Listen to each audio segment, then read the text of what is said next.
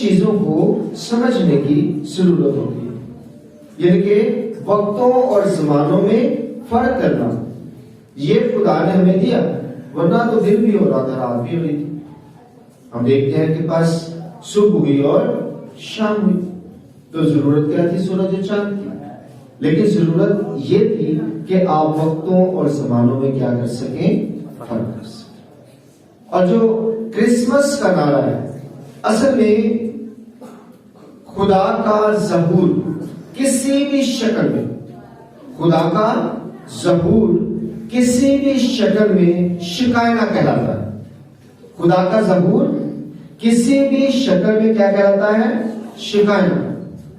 اور یسوع مسیح چونکہ انسانی شکل میں خدا کا ظہور ہے، تو ہم اسے کہتے ہیں شکائنا گلوری۔ کیا کہتے ہیں؟ شکائنا گلوری یا شکائنا جلال۔ اور اس کا جو نعرہ بنتا ہے کرسمس پر، جو ہمیں بولنا ہوتا ہے، جو نعرہ لگانا ہوتا ہے، وہ ہے شکائنا گلوری پریز دی لارڈ۔ یعنی کہ میں بولوں گا شکائنا گلوری اور آپ کیا کہیں گے؟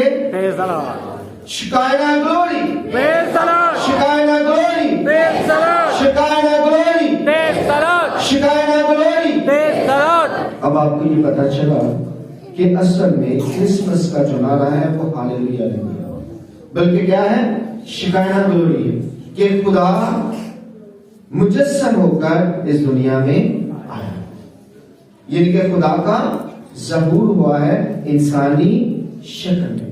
تو اس لیے ہم کیا کہتے ہیں؟ شکائنا گلوری پریز دی لارڈ، یعنی کہ ہم اس بات کے لیے خداوند کا شکریہ ادا کرتے ہیں کہ خداوند کا ظہور ہوا ہے۔ اب ہم ہاللویا تو نہیں کہہ سکتے نا اس دوران میں، تو اس بات کو ہر بندے کو سمجھنے کی ضرورت ہے۔ اور جب ہم ان باتوں کو سمجھیں گے، یقین کیجئے بغیر حکمت کے، بغیر دانائی کے کسی بھی صورت میں خدا آپ کی زندگی میں نہیں آتا، کیونکہ لکھا ہوا ہے کہ تمام چیزوں سے پہلے مجھے پیدا کیا گیا، اور کس کو؟ حکمت کو۔ اور آج ہم دیکھتے ہیں ابتدا میں کلمہ تھا، کلمہ خدا کے ساتھ۔ اس کا مطلب ہے یہ جو کلمہ ہے یہ کیا ہے؟